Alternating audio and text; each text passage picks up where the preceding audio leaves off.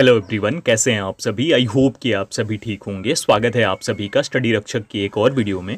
इस वीडियो में लेकर आ गया हूं मैं एक बार फिर से RRB NTPC under graduate examination 2025 का एक और फाइनल ऑथेंटिक और रियल रिव्यू। ये रिव्यू है 4 सितंबर 2025 के फर्स्ट शिफ्ट का और इनमें सभी क्वेश्चंस ऑथेंटिक हैं, रियल हैं, तो इन क्वेश्चंस को आप फॉलो कर सकते हो। और एक और बात बताना चाहूँगा कि हर बार अलग अलग शिफ्ट में और अलग अलग डेज में एग्जामिनेशन पे क्वेश्चंस रिपीट हो रहे हैं। मैंने जैसा आप लोगों को बोला है हर बार, इसीलिए आप लोग हर एक दिन के रिव्यू को ज़रूर देख लेना। इससे आप बहुत ही ज़्यादा स्ट्रॉन्ग करके जाओगे अपनी जीएस को स्पेशली। तो बहुत ज़्यादा ध्यान से क्वेश्चंस को देख लेना और फॉलो करना। उसके साथ आने वाले टाइम में जो भी एग्जाम्स होंगे ना, उनमें भी ये क्वेश्चंस रिपीट हो सकते हैं, जैसे ग्रुप डी है और बाकी टेक्नीशियन और बाकी सारे एग्जाम्स में। तो इसीलिए इन्हें ज़रूर देख लेना अच्छे से। उसी के साथ अगर आप चैनल पर नए हो और अगर आप भी कॉम्पिटिटिव एग्जाम्स जैसे रेलवे, एसएससी, बैंकिंग, इन सभी एग्जाम्स की तैयारी कर रहे हो, तो चैनल को सब्सक्राइब करके बेल आइकन दबाकर ऑल कर लो। यहाँ पर आपको बहुत सारा कंटेंट मिलने वाला है। उसी के साथ वीडियो को एक लाइक और एक शेयर भी जरूर कर देना। अब स्टार्ट करते हैं। सबसे पहला क्वेश्चन, कंप्यूटर में मैन का पूर्ण रूप क्या होता है? तो फुल फॉर्म पूछा गया था मैन का, जैसा आपको पता है डेली एक फुल फॉर्म पूछा ही जाता है। तो इसका फुल फॉर्म हो जाता है कंप्यूटर में metropolitan area network. Metropolitan area network. एक और लैन का पूछा जाता है, जो काफ़ी ज़्यादा ऐसा क्वेश्चन है जो काफ़ी रहता है, बार बार एग्जाम्स में पूछा जाता है, रिपीट होता है, तो वो है लोकल एरिया नेटवर्क। उसे भी याद रखना। उसके बाद क्वेश्चन पूछा गया था कि भारत के 52वें मुख्य न्यायाधीश कौन हैं? तो भारत के 52वें मुख्य न्यायाधीश जो हैं वो अभी वर्तमान में है बी आर गवई। 3 दिनों में 3 क्वेश्चंस जो मुख्य न्यायाधीश हैं वर्तमान में बी आर गवई, इनसे रिलेटेड पूछा जा चुका है।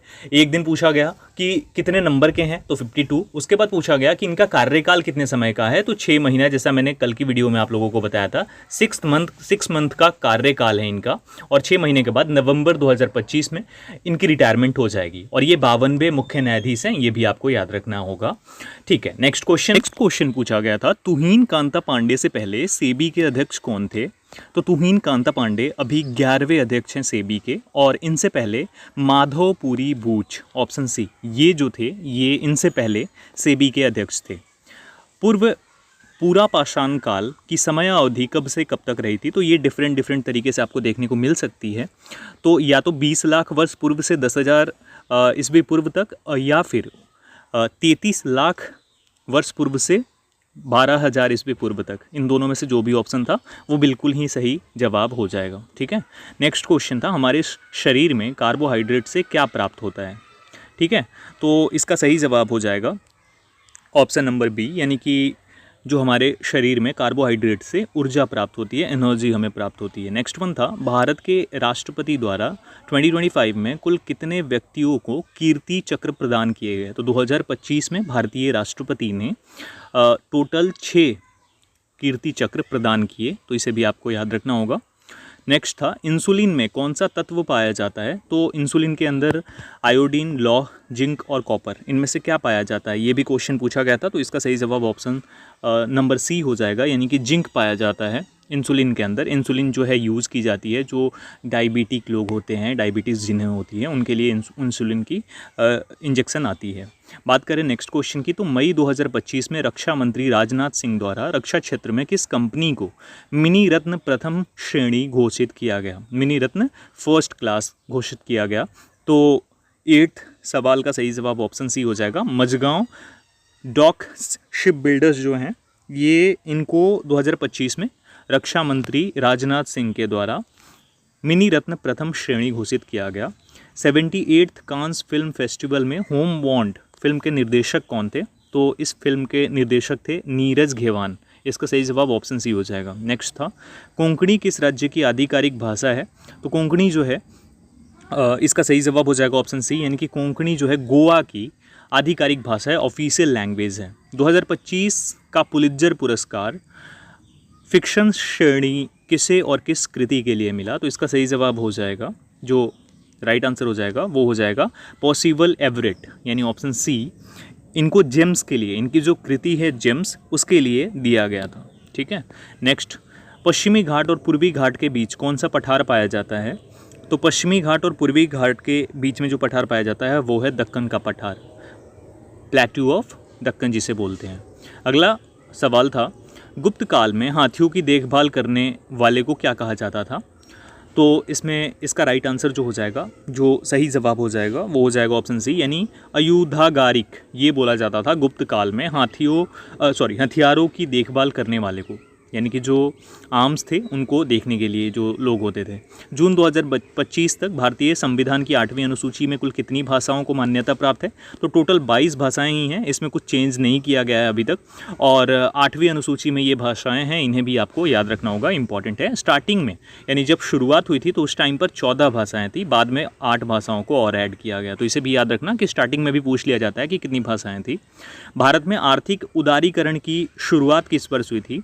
तो भारत के अंदर ये सवाल भी अलग अलग तरीके से कई बार पूछा जा चुका है। तो आर्थिक उदारीकरण 1991 में, जब इंडिया की स्थिति थोड़ी ख़राब हो गई इकोनॉमिक तरीके से, तो उस टाइम पर इसकी शुरुआत हुई थी। LPG भी बोलते हैं, और उस टाइम पर आर्थिक उदारीकरण किया गया था भारत का, और उसी वजह से भारत सही ट्रैक पर वापस आ गया। उस टाइम पर वित्त मंत्री जो थे भारत के, वो थे डॉक्टर मनमोहन सिंह, और उस टाइम पर नरसिम्हा राव जो थे वो भारत के प्रधानमंत्री थे। ठीक है। और इस टाइम पर एक और सवाल याद रखना कि इस टाइम पर यानी भारत की सही स्थिति नहीं होने के कारण और उदारीकरण होने के कारण इस टाइम पे जो हमारी 8वीं पंचवर्षीय योजना है उसे आगे बढ़ा दिया गया था। ठीक है। नेक्स्ट क्वेश्चन, 1947 में भारत की अर्थव्यवस्था मुख्यतः किस पर आधारित थी? तो भारत की अर्थव्यवस्था 1947 में मुख्यतः कृषि के ऊपर आधारित थी और बहुत लंबे समय तक आधारित थी। ठीक है। उसके बाद 1951 से 56 जो अलग अलग तरीके से आपने ये देखा होगा कि आर्थिक उदारीकरण के साथ जो पंचवर्षीय योजनाएं हैं उनमें अलग अलग तरीके से 1951 से 56 तक पहली रही हैराल्ड डोमर मॉडल, और उसके बाद फिर 56 से 61 तक रही दूसरी, जिसे महालनोबिस मॉडल बोला गया। नॉट सोन एरिया का मतलब क्या होता है? तो नॉट सोन एरिया का जो मतलब होता है वो हो जाता है ऑप्शन सी, यानी कि कुल बोया गया क्षेत्र, वैसा क्षेत्र जहां पर एक वर्ष के अंदर एक बार जरूर खेती हो, वहीं बोला जाता है। भारतीय संविधान का कौन सा अनुच्छेद संघ एवं राज्यों के बीच कानून बनाने की शक्ति का वर्णन करता है? तो इसका सही जवाब ऑप्शन सी हो जाएगा, यानी आर्टिकल 246 अनुच्छेद 246 जो है भारतीय संविधान का, ये संघ एवं राज्यों के बीच कानून बनाने की शक्ति का वर्णन करता है। नेक्स्ट क्वेश्चन था, 1920 के असहयोग आंदोलन के दौरान निम्न में से किन चीज़ों का बहिष्कार नहीं किया गया था? तो असहयोग आंदोलन जो 1920 में हुआ उसमें जिसका बहिष्कार नहीं किया गया वो भारतीय वस्त्र है, इसका नहीं किया गया था, बाकी सारी चीज़ों को बहिष्कृत किया गया था। मई 2025 में अंतर्राष्ट्रीय सौर गठबंधन का 123वां सदस्य देश कौन सा बना? तो इसका सही जवाब हो जाएगा क्वेश्चन नंबर 23 का ऑप्शन सी, यानी कि अर्जेंटीना मई 2025 में अंतर्राष्ट्रीय सौर गठबंधन का 123वां सदस्य बना था। ठीक है। सिंधु नदी में दाहिनी ओर से मिलने वाली नदी कौन सी है? तो ये भी सवाल पूछा गया था, तो इसका सही जवाब हो जाएगा क्वेश्चन नंबर 21 का ऑप्शन नंबर। तो यहाँ पर जो है ये थोड़ा सा करेक्ट कर लेना, ग्रीस जो है मई 2025 में अंतर्राष्ट्रीय सौर गठबंधन का 123वां सदस्य बना, और सिंधु नदी में दाहिनी ओर से मिलने वाली नदी जो है वो सतलज नदी है, ये भी राइट आंसर हो जाएगा। 22 का अगर हम बात करते हैं 22 नंबर का, तो क्वेश्चन था राज्य पुनर्गठन अधिनियम 1956 के द्वारा किस राज्य का पुनर्गठन नहीं किया गया था? अब यहाँ पर एक बात बता देता हूँ, इन सभी राज्यों में भी आप ध्यान रखना कि जिसमें नहीं किया गया था, लेकिन सबसे इंपॉर्टेंट ये है कि किस राज्य का जो ऑप्शन आया था एग्जाम के अंदर वो गोवा का आया था, तो गोवा जो हो जाएगा सही जवाब हो जाएगा एग्जामिनेशन के ऑप्शन के अकॉर्डिंग। ठीक है। और यहाँ पर सबसे पहले किया गया था, ये भी आपको पता है, आंध्र प्रदेश का। और जो राज्य पुनर्गठन अधिनियम था, इसके जो राज्य पुनर्गठन आयोग था उसके अध्यक्ष फजल अली को बनाया गया था, तो ये भी याद रखना, क्वेश्चन पूछा जाता है। संयुक्त राष्ट्र सतत विकास लक्ष्य SDGs में कुल कितने लक्ष्य हैं? ठीक है, कितने लक्ष्य रखे गए हैं? तो इसका सही जवाब हो जाएगा ऑप्शन सी, यानी कि 17 टोटल लक्ष्य रखे गए हैं संयुक्त राष्ट्र सतत विकास लक्ष्य। AI आधारित वन निगरानी प्रणाली लागू करने वाला पहला राज्य कौन बना? तो AI के आधार पर जो है लागू करने वाला वन निगरानी प्रणाली को राज्य जो बना वो हो जाएगा सही जवाब ऑप्शन बी, यानी ओडिशा ये राज्य AI आधारित वन निगरानी करने वाला पहला राज्य बन गया। ठीक है। चलो अगला सवाल हम देख लेते हैं, क्वेश्चन नंबर 25 है, 2025 में सूर्य की पहली छवि किस उपग्रह ने भेजी? तो इसका सही जवाब हो जाएगा ऑप्शन नंबर ए हो जाएगा, इसरो का ये उपग्रह आदित्य L1, इसी ने सूर्य की पहली छवि भेजी थी। भारतीय संविधान का कौन सा अनुच्छेद यह बताता है कि राज्य ग्रामीण क्षेत्रों में व्यक्तिगत या सहकारी आधार पर कुटीर उद्योगों को बढ़ावा देगा? तो जो 26 का सही जवाब हो जाएगा वो हो जाएगा ऑप्शन नंबर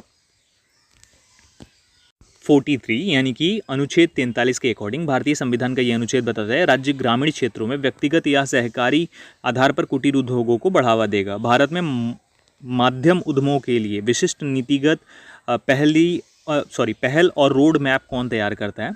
तो 27 का सही जवाब जो हो जाएगा वो ऑप्शन बी हो जाएगा, यानी सूक्ष्म लघु एवं मध्यम उद्यम मंत्रालय जो है यही मध्यम उद्यमों के लिए विशिष्ट नीतिगत जो पहल है वो या रोड मैप जो है वो तैयार करता है। नेक्स्ट सवाल था, उत्तराखंड और हिमाचल प्रदेश में शुद्ध कृषि क्यों नहीं की जाती? तो इसके पीछे का जो आंसर हो जाएगा, सही जवाब हो जाएगा वो हो जाएगा ऑप्शन बी, यानी ठंडा मौसम और पर्वतीय ढलान की वजह से यहाँ पर शुद्ध कृषि नहीं हो पाती है। भारतीय संविधान का कौन सा अनुच्छेद राष्ट्रपति को यह शक्ति प्रदान करता है कि वो अनुसूचित जाति और अनुसूचित जनजाति घोषित कर सकता है? तो इसका सही जवाब 341 में मेंशन्ड है, लेकिन ये कर सकता है किसके अकॉर्डिंग? 342 के अकॉर्डिंग, यानी अनुच्छेद 342 के अकॉर्डिंग राष्ट्रपति को शक्ति प्रदान है कि अनुसूचित जाति और अनुसूचित जनजाति घोषित कर सकता है। उसके बाद वैश्वीकरण का क्या अर्थ होता है? तो वैश्वीकरण का जो अर्थ हो जाता है वो होता है विश्व के देशों का आर्थिक, सामाजिक एवं सांस्कृतिक एकीकरण। ये सवाल भी बार बार रिपीट हुआ है और कल के एग्जाम में भी रिपीट किया गया है। नेक्स्ट, भारत में विधवा पुनर्विवाह और महिला शिक्षा सुधार के नेता कौन थे? तो इसका सही जवाब हो जाएगा ऑप्शन नंबर बी, यानी ईश्वर चंद्र विद्यासागर जो हैं वो विधवा पुनर्विवाह और महिला शिक्षा सुधार के नेता थे। भारत में लोक अदालत का संचालन कौन करता है? तो राज्य विधिक सेवा प्राधिकरण जो होता है, राज्य विधिक सेवा प्राधिकरण, ये भारत में लोक अदालत का संचालन करता है। एंड क्वेश्चन नंबर 33 था, भारत में रेड बुल की स्थापना कब हुई थी? रेड बुल की स्थापना जो भारत में हुई थी वो हुई थी 2006 में, 2006 में भारत में रेड बुल की स्थापना हुई थी। तो आज के इस शिफ्ट में एग्जामिनेशन में ये सवाल पूछे गए थे, इन्हें ज़रूर आप नोट्स में ऐड कर लेना और इन्हें रट लोगे तो ज़्यादा बेटर रहेगा, क्योंकि आने वाले टाइम में जो भी एग्जाम्स होंगे ना रेलवेज़ के, वो उस प्रकार से ही सेट होते हैं क्वेश्चंस, ये ज़रूर पूछे जा सकते हैं। इसमें से बहुत सारे क्वेश्चंस जो जीके के हैं, हो सकता है करंट अफेयर्स थोड़ा अलग आ जाए, लेकिन जीके के जो क्वेश्चन और करंट अफेयर्स भी अभी अगर 2025 या 2026 में एग्जाम्स होंगे तो वहाँ पर सेम ही देखने को मिल सकती है। तो इसीलिए इन्हें रट्टा मार लो, याद कर लो। एसएससी का भी एग्जाम है तो इसे याद कर सकते हो और ये काफ़ी ज़्यादा फ़ायदा देने वाला है आप लोगों को। उसी के साथ हमारा चैनल भी आपको बहुत ज़्यादा फ़ायदा देने वाला है। लेकिन उसके बाद एक क्वेश्चन देख लेते हैं, कौन सी प्राइमरी मेमोरी है इनमें से, ऐसा क्वेश्चन पूछा गया था। सही जवाब ऑप्शन बी हो जाएगा, यानी रैम जो है ये प्राइमरी मेमोरी के अंतर्गत आती है। और कभी कभी इसका फुल फॉर्म भी पूछ लिया जाता है, तो इसका फुल फॉर्म हो जाता है हमारा कि रैम का फुल फॉर्म होता है रैंडम एक्सेस मेमोरी, और एक रोम होती है जिसे रीड ओनली मेमोरी के नाम से बोला जाता है। ठीक है, तो ये क्वेश्चंस थे। होपफुली आपको वीडियो पसंद आई होगी, आपको बहुत सारी हेल्प मिलने वाली है इस चैनल पर, लेकिन उसके लिए आपको सब्सक्राइब करना होगा। चैनल पर नए हो तो उसके साथ वीडियो को एक लाइक और एक शेयर जरूर करना। आप लोग कमेंट करके बताना आपको वीडियो कैसी लगी। शेयर करोगे ज़्यादा से ज़्यादा तो लोगों तक पहुँचेगी और आप भी हमारे साथ ज़रूर जुड़िए। इस वीडियो में इतना ही, जल्दी मिलेंगे। Thank you so much everyone, अपना ख्याल रखिए। जय हिंद।